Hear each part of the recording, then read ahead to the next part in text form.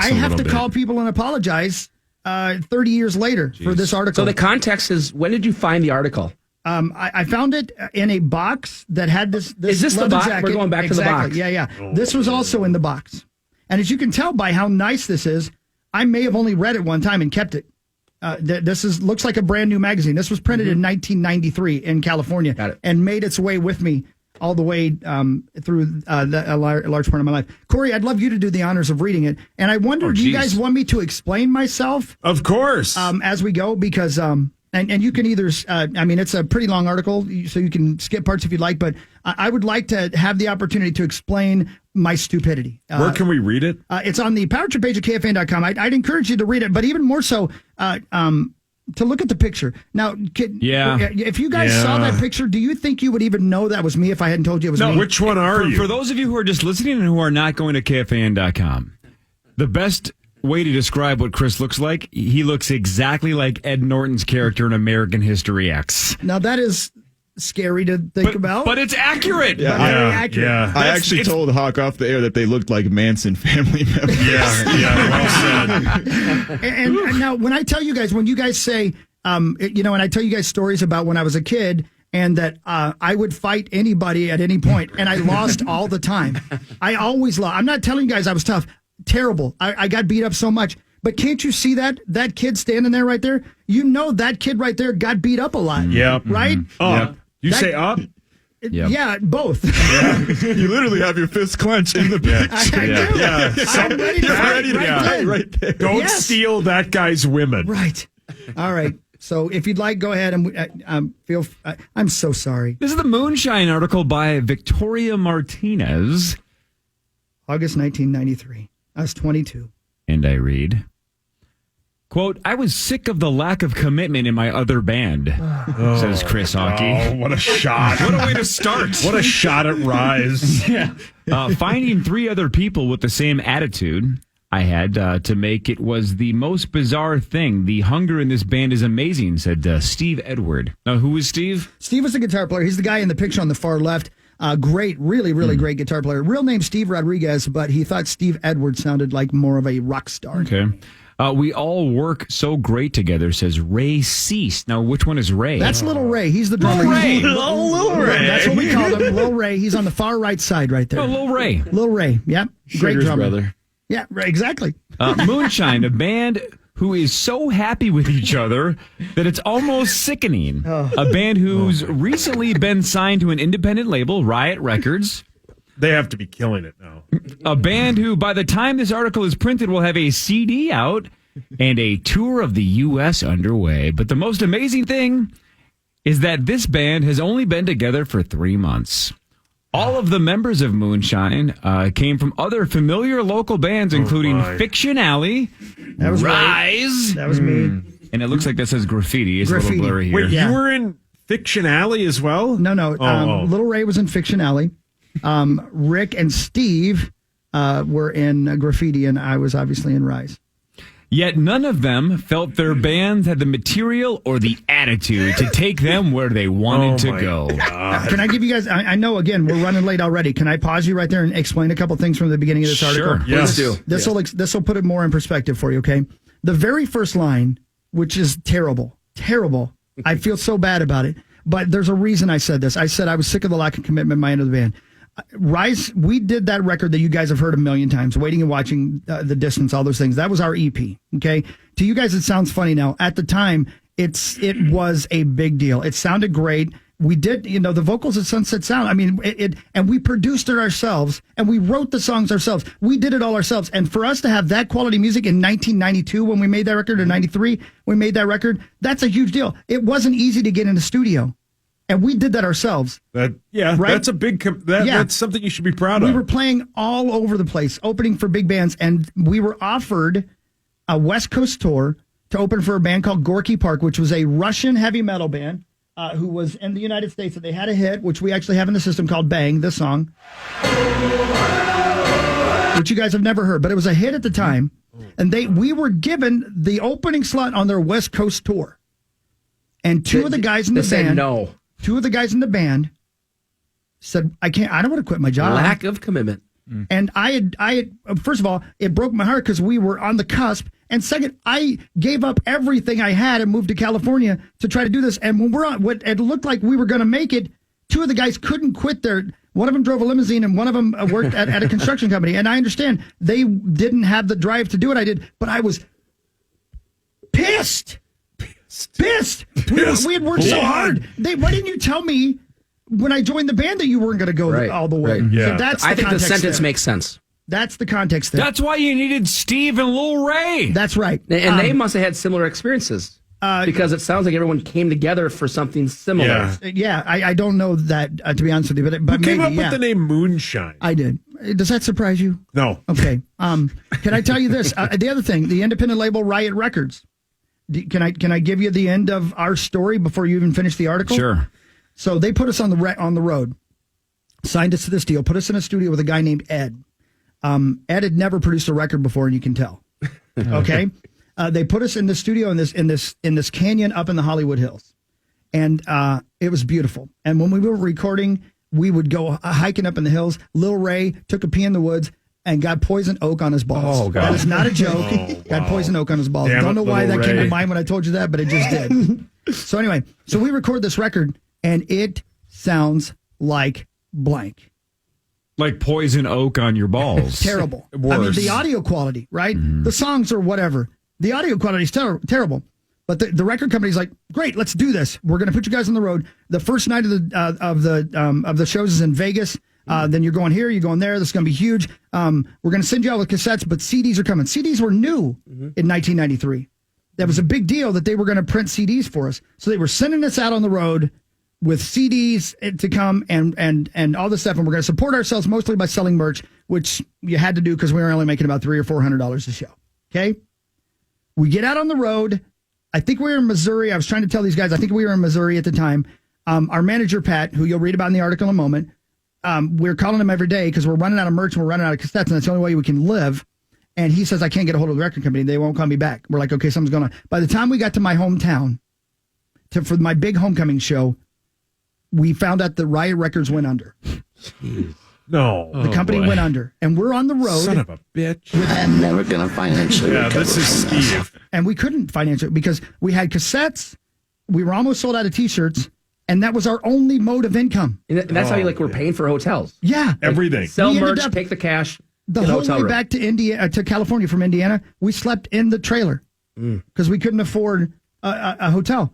And but we made it to Vegas, and I can't remember, but I think it was the Stardust. They had $3.99 all-you-can-eat buffets, and we went into the buffet and bought one plate, and we all ate off the same plate because we didn't have any money. Like Oliver Twist. Yeah. We barely made it back to L.A. Is Moonshine the band where you pooped your pants outside of the gas station? No, that was later. That was much later. No, wait, that was earlier. Sorry, that was much earlier. Yeah. Sorry. Continue if you'd like. Chris says, quote, I came from Ohio. And again, if you don't, I guess, can I reset? I'm Yeah, sorry, go ahead. Craig. You can reset. There is on the Power Trip page right now, there's an article from August of 1993 about an LA version of City Pages magazine, if that helps you, about my band Moonshine and our cassette, I should say, that had just been released and we were getting ready to go on the road. And they wrote an article and a review of the record. Go ahead. I'm sorry. One quick thing. Beavis and Butthead would have loved this song. Dude, you're so right, though. Yes. Is he not right? Yes. They would have jammed. Can't you? Waiting. He's waiting. Yeah, correct. Oh my God, that guy's a chick. Yeah, Shut up, That guy's Beavis. gonna it's so good. Look Yeah, at him. it's so good. Oh yeah. Chris Hawkey says, I came from Ohio and I thought there would be an abundance of dedicated musicians, but I found I was wrong. And then I hooked up with these guys. Wow. You were just throwing what a shade shot. Chris goes on to say, like you're Maynard. in every other Did they band fi- I've been in, I've always been the one who was the driving force. Let's go flyering and promoting. We have to do this. We have to do that. But in this band, we all have that same driving force. That part is true. Sounds like Power Trip 2001. Right. The whole thing, honestly, the statement is true. I just can't believe I was dumb enough to say that to a reporter. What an idiot. Now, did your old buddies find you? I haven't ever spoken to them. Oh, shocker. Yeah, and they probably will read this article on KFN.com and come looking for me 30 years later, and I don't blame them. Oh, what an idiot. Oh, little Stevie's dead. Moonshine's straight-ahead rock and roll may not be the most original, but there's no denying their talent. Oh, don't also, read the next line. I'm Don't. going to, because it's the one you referenced about a week or so ago. But there's no denying their talent. Also, they prove that sometimes the right attitude and ambition can get you a lot further than searching for a sound that you hope will be the next big thing. A confident Chris Hawkey says, quote, I don't know that we're different, but I know we're good. Oh, you're so stupid. You 22-year-old redneck moron. Shut up. Think how horny he is doing this. Shut This guy up. slammed a 0. As far as lyrical songs. content is I'm so concerned, the sorry. band writes about personal experiences. Chris says, quote, I always say that going to see Moonshine is like looking at a slideshow of our life. We never write about said things we know. Why did you Yeah, you say said that? it. I'm an idiot. Waiting and watching. 22. I sound like a 7-year-old. She goes on to write, after talking to Moonshine, it's obvious the band has a brotherly bond, a mutual respect for each other as musicians and friends. The band thinks that they pass that down-home feel to their audience. We had a practice space in a city. Actually, in a city that PA and I both lived in at this exact same time. We lived right down the street from each other, and we had no idea. How weird is that? How weird That's is that? insane. Dave Allen lived there too. For those of you guys who remember Dave I Allen, love Dave Allen. How about these next couple of quotes? Chris says, quote, Ray is like the little brother that mom won't let you beat up, and Rick is the guy who is a compulsive liar of the band and the practical joker. Why would I call him a liar? I don't know. But, Not even that. You called him a compulsive liar. Why but would I then, do that? which guy is Jones again? Which one is that? That's Rick Jones, the big tall guy. Then Rick Jones says, my motto is, I like to be ignorant. Yeah, he said that all the time. Meat sauce? He said that he was the sweetest guy. I miss that guy. Is he still with us? I have no idea. I really don't. I have no idea. Ray C says, quote, I think we're so far along in just a short time because we all have the music in our hearts, and that's all. Oh, my God. That's all we want to do. I think Interjects Ray was 18. I think the drummer was 18. Moonshine started their tour on July 23rd in Las Vegas. Lucky. Yeah, we did. We played at a place called Club Zephyr, right beside a strip club. Come on. Yeah. And will continue on for an indefinite time. Their Yes. CD will be released at the end of July. That indefinite time, by the way, ended up being 3 weeks. Can I ask you a question? Yeah. Did this band, did it work? If you know what I mean? What do you mean? With the ladies? This is the Zero Band. No, I know, but did it work? I mean, were there... Let me tell you, I just said this to these guys in here.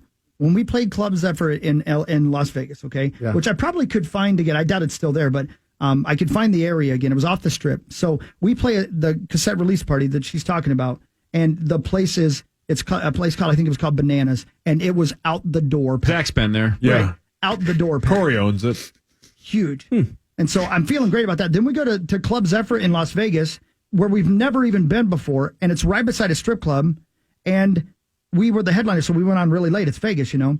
And some of the ladies came over and watched the show, and the place was packed, and they thought we were rock gods. And if I was convinced when we left L.A. that we were going to be stars, I was so sure. You arrived. Yeah, well, we had a record deal. Right. I was on the road. All my dreams had come true. And you had a CD. Here's your And next I was quote. an idiot. It's easier to get airplay when you have a CD, and we have something to sell at our shows while we're on tour, says Hawkey.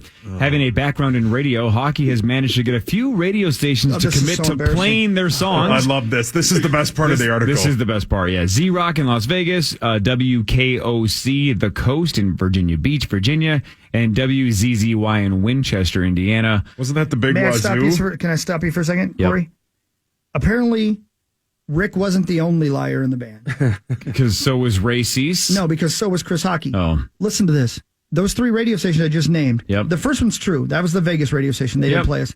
KOC was the radio station my girlfriend, then wife now, was the program director of in Norfolk, Virginia. It was play basically Moonshine. the birth of City. It was Playing Cities Moonshine. 97. Yeah, Right, they're not correct. playing. No chance City 97 was playing. Big Wazoo. No, and that wasn't Big Just Wazoo. making up That was stations. Winchester. That was WZZY in Winchester, Indiana, the small town radio station, and they probably were playing by son. But who cares? Who cares? Got it. That's a city.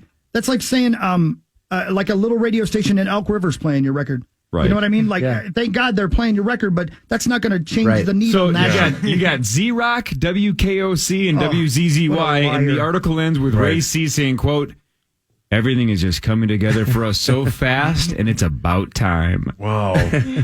He's 18 years old when he said that. Wow. You guys are crushing it. Dude, honestly, I'm so embarrassed, and I We play apologize. smart rides. I apologize for Could the we person that could we was. find these guys? Yeah. Yeah, Could we get them on the air in a couple weeks I'm sure that and we have could. an on-air reunion? Yeah, maybe we could do a Power Trip after party and talk to them.